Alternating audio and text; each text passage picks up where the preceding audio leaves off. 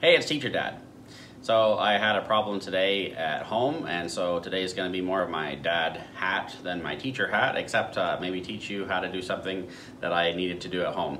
So we have a dishwasher at home, and yeah, the other day I realized when I opened the dishwasher that there was water down in the bottom of the dishwasher that had not left at the end of the cycle.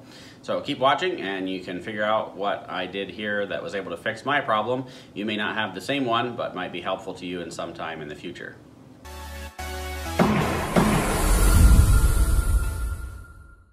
So if you are having trouble, and not a lot of times you'll discover this, you'll open up your dishwasher tub and it will be all full of water.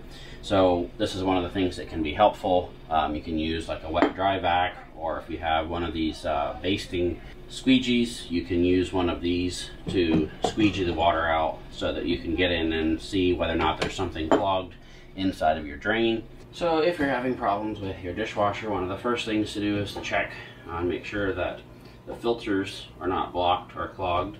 This particular machine has a lock-in filter, so when you pull that out, you'll see that there is a mesh screen here that collects any of the tiny food particles and such.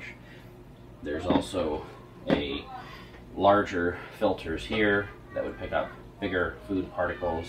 And I started looking into other issues. Obviously it wasn't the electric because the dishwasher itself was running, and so then I started looking at maybe the drain line was clogged. So I took my dishwasher, flipped it over, unhooked the power. I actually have a receptacle in the back that I have wired, so it's not wired in. Sometimes dishwashers are actually wired into the wall, so you would need to actually disconnect that from the power.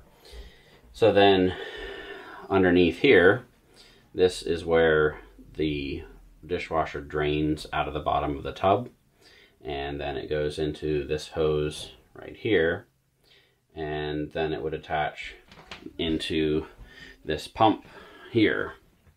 So this particular pump is this model number here. Located this on Amazon. I found a piece of glass that fell out of the inside of the pump. I'm going to take put this back together, see if it actually works. If not, then I would potentially need to replace this pump. So thanks for watching. If you like this video, consider clicking that subscribe button and like this video. Helps us with our content and knowing what individuals are interested in seeing. Also, keep watching if you want to see more content like this and others in the future, and we'll see you again on the next one.